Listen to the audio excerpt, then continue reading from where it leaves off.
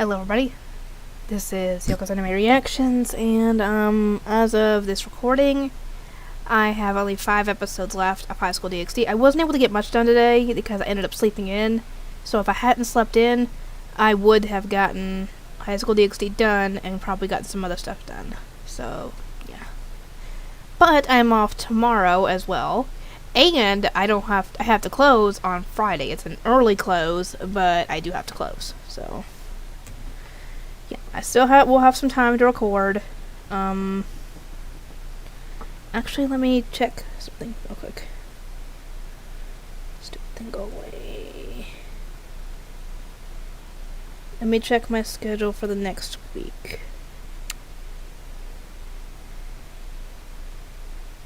Come on, stupid thing. Okay, let's see. I close. Oh my god. Close morning. Close morning. Alright. So, the days I have to close, I will try and get as much done as I can. The 2 days of the week, not counting the weekend, that I have to morning shift, I'll just have to wait until I get home to even do anything, and even then, both my nephews will be home at that point, so there's really, yeah,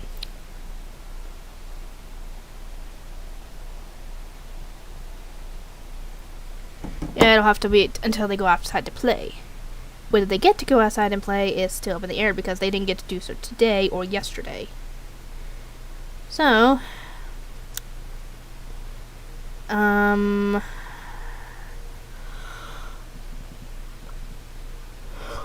this is going to be my review for High School DxD Season 4, Episode 2.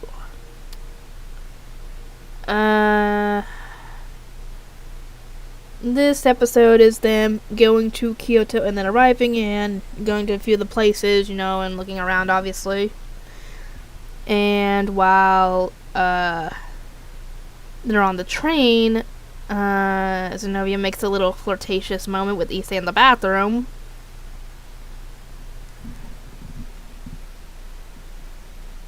For a second, I thought the light was flickering. That's why I was looking up at it. Anyway, yeah, and I'm sorry about the glare on my glasses from the camera. I can't control that. I don't know why it's doing that. Because I could have swore that I had gotten these where it's not reflective, but Anyway, he heads back to his seat and ends up talking with Dreg about trying to get in control of his power, because apparently he's going to work on mastering being, a rook and a knight when he's doing his, when he goes from being a pawn to a rook or a knight. Because he can do a bishop and a queen just fine. It's just the rook and the knight he's having trouble with.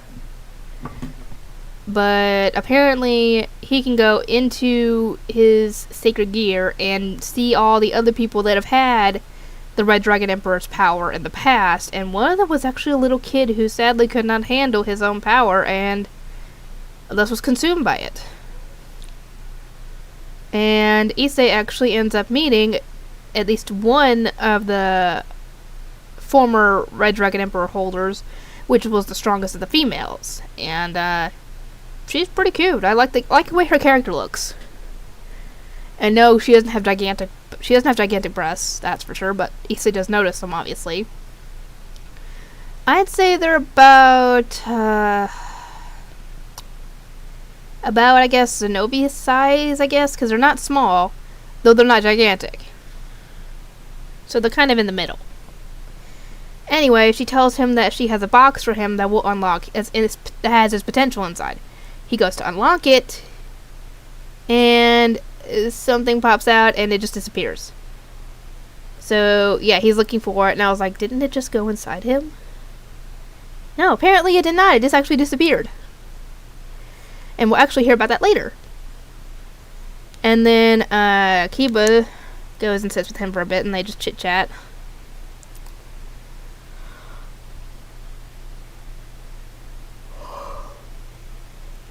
Anyway, yeah, it turns out apparently that, yeah, Drake does not like being known as the Grabbing Dragon, and I kinda don't blame him. He is the Red Dragon Emperor, for crying out loud. No self-respecting dragon would want to be known as that. Especially one that's supposed to represent dignity. Anyway, they finally arrive in Kyoto, and Issei's little perv friends are obviously taking pictures of the girls as they go around looking at all the souvenirs and stuff. And the perv girl, she wants him to take her picture, and he's like, I don't think I should do that, you might crack the lens. And I'm like, ooh, shots fired.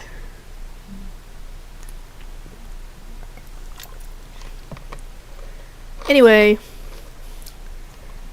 they finally arrive at the hotel, and Issei's room isn't that big. It's just essentially where they could potentially meet up should anything happen when it comes to, like, you know, the devil stuff. But later, dang it, what was it that night? Oh, no, I'm thinking of something later. Anyway, they're heading to one of the temples, and they start heading down, and Issei noticed something and went back to, you know, just do some praying. And suddenly a little fox girl pops up, and apparently her little demon buddies are going after them because they think that she thinks that they have her mother. Just because they're not from Kyoto doesn't necessarily mean they're gonna have their mother. They're gonna have her mother. I'm sure there are tourists all over Kyoto, not just them, and I'm sure not all of them are human, because Issei's friends and them are there, but also some of the others, like Irina, dang it, I can't remember his name for the life of me. The pawn for the student council president, I can't remember his name. He's got one of the dragon, sacred gears as well.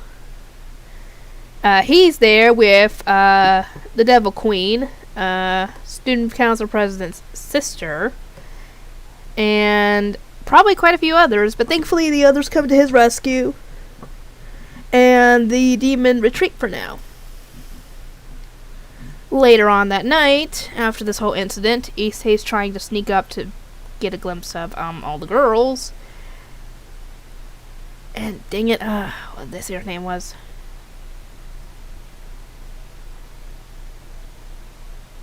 Dang it, the Valkyrie girl. I can't remember her name for the life of me. I am so sorry. She tries to stop him, and he ends up using his clothes exploding technique on her, and she gets mad because she was able to get a good deal on the shirt, and now it's ruined. And doesn't really notice at first that all her goods are hanging out. Or rather, exposed to the world, because all that's left is little bit of sleeves on her shirt. That's it. And then Issei has to have her go and put something on, and Azazel shows up, sees this, and doesn't really think much of it. And then they discuss the situation going on with the fox yokai.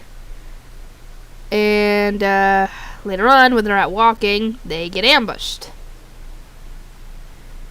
And I think that's it for the episode. I am not quite sure. Oh. My stomach is starting to make rumbling noise. Not rumbling noise, rumbling feels. And usually that ends up with me having to go to the bathroom. So I'm gonna wrap this up. If you guys like this video, if you like the show, if you like any other show on this channel, feel free to subscribe. If you want, I have a Patreon you can check out, where if you donate $1, you can request a show and get a shout out. And the tier rewards go up to $7. And like I said, it's completely optional if you want to or not. I don't really care whether you donate or not. It's nice if you do. Okay, if you don't. Anyway, I'll see you guys next time.